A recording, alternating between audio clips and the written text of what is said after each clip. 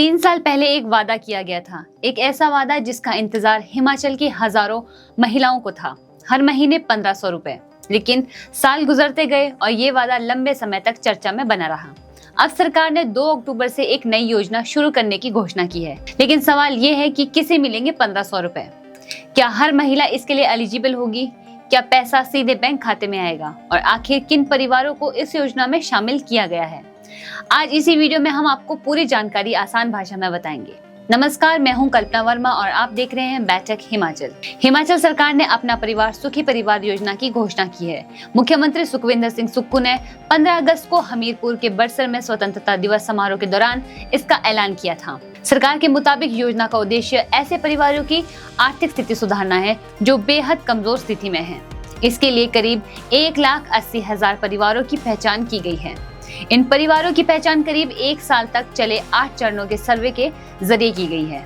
खास बात यह है कि इनमें ऐसे इकोनॉमिकली वनरेबल परिवार भी शामिल है जिनके नाम पहले बीपीएल लिस्ट में नहीं थे। यानी सरकार के मुताबिक सिर्फ पुराने सरकारी रिकॉर्ड को आधार नहीं बनाया गया, बल्कि सर्वे के जरिए परिवारों की आर्थिक स्थिति का असेसमेंट किया गया। अब सबसे बड़ा सवाल, क्या हिमाचल की हर महिला को हर महीने 1500 रुपए मिलेंगे? जवाब है नहीं। ये यूनिवर्सल स्कीम नहीं है। इसका लाभ उन परिवारों से जुड़ा है जिन्हें सरकार ने आर्थिक रूप से वनरेबल कैटेगरी में चिन्हित किया है। यानी सिर्फ महिला होना इस बेनिफिट के लिए पर्याप्त नहीं है। परिवार का एलिजिबल कैटेगरी में होना जरूरी है। अगर आपको जानना है कि आपका परिवार इस योजना में शामिल है या नहीं, तो अपने पंचायत कार्यालय, ब्लॉक कार्यालय या संबंधित प्रशासनिक अधिकारियों से जानकारी लेना सही रहेगा। किसी भी सोशल मीडिया मैसेज को फाइनल बेनिफिशियरी लिस्ट न माने। अब बात उस रकम की जिसका सबसे ज्यादा इंतजार है। योजना के तहत चिन्हित परिवारों की एलिजिबिलिटी महिलाओं को 1500 प्रति माह की सहायता मिलने की बात सामने आई है, यानी साल भर में 18,000। किसी आर्थिक रूप से कमजोर परिवार के लिए ये रकम बच्चों की पढ़ाई, दवाई, राशन या घर की दूसरी जरूरतों में इस्तेमाल हो सकती है। लेकिन यहाँ एक जरूरी क्लैरिफिकेशन है, ये 1500 नई योजना में हर महिला के लिए यूनिवर्सल पेमेंट के तौर पर नहीं बताए गए हैं। सरकार के अनुसार इस सहायता को इंदिरा गांधी प्यारी बहना सुख सम्मान निधि योजना के फेज्ड एक्सपेंशन के जरिए चिन्हित परिवारों की एलिजिबिलिटी महिलाओं तक पहुँचाने की दिशा में कदम उठाया गया है। इसलिए फाइनल एलिजिबिलिटी और पेमेंट प्रोसेस के लिए सरकार की डिटेल्ड गाइडलाइन को देखना जरूरी होगा। योजना से जुड़ी एक और बड़ी सुविधा है 300 यूनिट तक मुफ्त बिजली।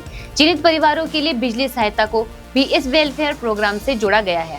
अगर किसी परिवार को हर महीने 300 यूनिट तक बिजली बेनिफिट मिलता है तो इससे उसके हाउस होल्ड बजट पर सीधा असर पड़ सकता है। लेकिन याद रखिए, 1500 की सहायता और बिजली का बेनिफिट अलग अलग सुविधाएं हैं। इनकी इम्प्लीमेशन और एलिजिबिलिटी के अलग नियम हो सकते हैं। इसलिए फाइनल गाइडलाइंस आने के बाद ही पूरी तस्वीर स्पष्ट होगी कि बिजली का बेनिफिट किस तरीके से और किन कंडीशन के तहत मिलेगा। इसी के साथ सरकार इंदिरा गांधी मातृ शिशु संकल्प योजना भी शुरू करने जा रही है। इसका फोकस माताओं और बच्चों के न्यूट्रिशन को मजबूत करना है। सरकार ने इसे 2 अक्टूबर से 21 ICDS ब्लॉक्स में पायलट बेसिस पर शुरू करने की बात कही है। इसके तहत बच्चों और महिलाओं के न्यूट्रिशन सपोर्ट को मजबूत करने की योजना है। 3 से 6 साल के बच्चों के लिए दूध, अंडे और गर्म भोजन जैसी सुविधाओं को बेहतर करने की बात सामने आई है। यानी सरकार का फोकस सिर्फ महिलाओं को आर्थिक सहायता देने तक सीमित नहीं है, बल्कि परिवार की न्यूट्रिशन नीड्स को भी साथ में एड्रेस करने की कोशिश की जा रही है। सरकार की घोषणा के मुताबिक 2 अक्टूबर 2026 यानी गांधी जयंती के दिन अपना परिवार सुखी परिवार योजना शुरू की जाएगी। करीब 1.80 लाख चिन्हित परिवारों की जरूरतों का असेसमेंट किया जाएगा।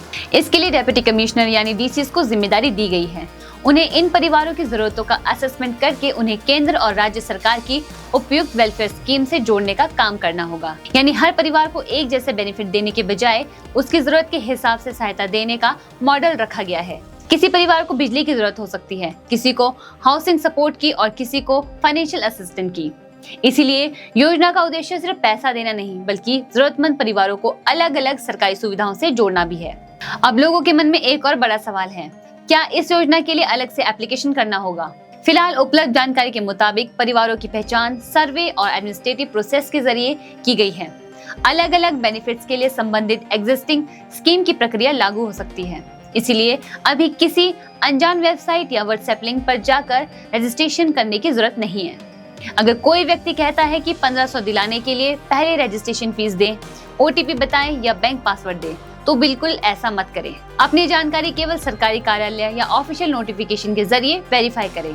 अगर आपका परिवार एलिजिबल लिस्ट में है तो अपने डॉक्यूमेंट्स पहले से रेडी रखना बेहतर होगा, खासकर Aadhaar card, bank account details, Himachal residence proof, ration card और फैमिली रिलेटेड रिकॉर्ड्स सही है या नहीं, इसे चेक कर लें। हालांकि इस योजना के लिए फाइनल मैंडेटरी डॉक्यूमेंट्स लिस्ट सरकार की तरफ से स्पष्ट होना बाकी है। बैंक अकाउंट एक्टिव होना भी जरूरी है। अगर पेमेंट डीबीटी के जरिए आती है तो अकाउंट डिटेल में गलती या मिसमैच होने पर परेशानी हो सकती है, इसीलिए अपनी बैंकिंग इन्फॉर्मेशन समय रहते वेरीफाई कर लें। अगर आधार और बैंक अकाउंट में नाम या डिटेल्स अलग हैं तो उन्हें भी ठीक करवाना बेहतर होगा। अब इस खबर का सबसे महत्वपूर्ण पॉलिटिकल कनेक्शन समझिए। कांग्रेस ने 2022 की विधानसभा चुनावों से पहले महिलाओं को 1500 प्रति माह देने का वादा किया था। सरकार बनने के बाद इस वादे को लेकर लगातार सवाल उठते रहे। बाद में सरकार ने इंदिरा गांधी प्यारी बहना सुख सम्मान निधि योजना के तहत इस सहायता को लागू किया। अब अपना परिवार सुखी परिवार के तहत चिन्हित कमजोर परिवारों की एलिजिबल महिलाओं को भी इस असिस्टेंस फ्रेमवर्क से जोड़ने की दिशा में कदम उठाया गया है। यानी 3 साल पुराने चुनावी वादे और अब सामने आई नई योजना के बीच कनेक्शन दिखाई देता है। लेकिन यहाँ सबसे महत्वपूर्ण सवाल सिर्फ घोषणा का नहीं, असली परीक्षा इम्प्लीमेशन की होगी। यहाँ एक जरूरी बात साफ कर देना भी जरूरी है। 1500 की सहायता को लेकर पहले सरकार ने इंदिरा गांधी प्यारी बहना योजना के लिए अलग बजटरी प्रोविजन की बात की थी, लेकिन करीब 800 करोड़ को अपना परिवार सुख परिवार योजना का पूरा सालाना बजट बताना सही नहीं होगा। नई योजना का मॉडल अलग है। इसमें चिन्हित परिवारों को उनकी जरूरत के अनुसार अलग अलग सरकारी स्कीम से जोड़ने की बात कही गई है। इसीलिए इसका वास्तविक फाइनेंशियल इम्पैक्ट अलग अलग बेनिफिट्स और इम्प्लीमेशन के आधार पर सामने आएगा। अब इस योजना की असली परीक्षा इम्प्लीमेशन में होगी। करीब 1.80 लाख परिवार तक सरकारी योजनाओं का लाभ पहुंचाना आसान काम नहीं है।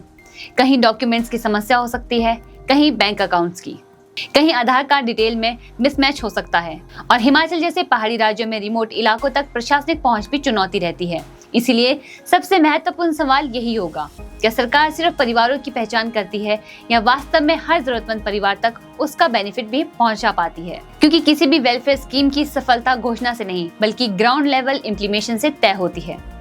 अब एक सवाल जो लोग जरूर पूछेंगे, क्या ये सिर्फ राजनीतिक फैसला है? विपक्ष इसे राजनीतिक कदम बता सकता है। सरकार इसे अपने वेलफेयर एजेंडा और पुराने वादों को आगे बढ़ाने की कोशिश बता रही है। राजनीतिक बहस अपनी जगह है। हिमाचल सरकार 2 अक्टूबर 2026 से अपना परिवार सुखी परिवार योजना शुरू करने जा रही है। करीब 1.80 लाख इकोनॉमिकली वनरेबल परिवारों की पहचान की गई है। इन परिवारों की पहचान 8 चरणों के सर्वे के जरिए की गई है और सरकार के मुताबिक इनमें ऐसे परिवार भी है जो पहले बीपीएल लिस्ट में शामिल नहीं थे। चिन्हित परिवारों को उनकी जरूरत के हिसाब से अलग अलग सरकारी योजनाओं से जोड़ने की कोशिश होगी। एलिजिबल महिलाओं को 1500 प्रति माह की सहायता मिलेगी, जबकि योजना से जुड़े बेनिफिट्स में 300 यूनिट तक बिजली और जरूरतमंद परिवारों के लिए दूसरी सहायता भी शामिल है। इसके साथ माताओं और बच्चों के लिए न्यूट्रिशन को मजबूत करने के लिए इंदिरा गांधी मातृ शिशु संकल्प योजना भी 2 अक्टूबर से शुरू की जाएगी। लेकिन सबसे जरूरी बात, 1500 हिमाचल की हर महिलाओं को नहीं मिलेंगे। बेनिफिट उन्हीं परिवारों और महिलाओं को मिलेगा जो सरकार के तय क्राइटेरिया और आइडेंटिफाइड बेनिफिशियरी प्रोसेस में आते हैं। इसीलिए सबसे पहले अपनी एलिजिबिलिटी चेक करें और ऑफिशियल इन्फॉर्मेशन पर ही भरोसा करें। तो अगर आप हिमाचल से हैं और आपके परिवार में कोई महिला इस योजना के लिए एलिजिबल हो सकती है तो इस जानकारी को अपने परिवार और दोस्तों के साथ जरूर शेयर करें। अपने पंचायत या ब्लॉक ऑफिस से जानकारी लें, अपने बैंक अकाउंट्स और जरूरी डॉक्यूमेंट्स चेक करें और किसी भी फेक मैसेज या अनऑफिशियल लिंक पर भरोसा ना करें। योजना से जुड़ी जैसे ही फाइनल गाइडलाइंस, बेनिफिशियरी लिस्ट या पेमेंट प्रोसेस को लेकर ऑफिशियल जानकारी सामने आती है, हम आपको उसकी पूरी जानकारी देंगे। इसलिए बैठक हिमाचल को सब्सक्राइब करें और बेल आइकन जरूर दबाइए। वीडियो हेल्पफुल लगा हो तो लाइक करें और कमेंट में बताइए क्या आपके परिवार में भी कोई महिला इस योजना के लिए एलिजिबल हो सकती है। मैं हूं कल्पना वर्मा, मिलते हैं अगली बड़ी खबर के साथ। तब तक के लिए अपना और अपने परिवार का ख्याल रखिए। नमस्कार।